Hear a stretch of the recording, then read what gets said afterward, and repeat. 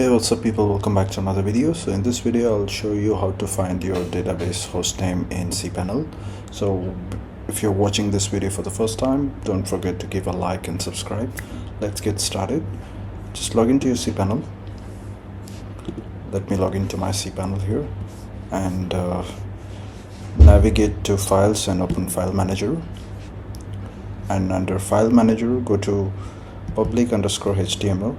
So here you'll have to find for a file that is wp configure. Just click on this file and click on this edit button over here. Click on edit again.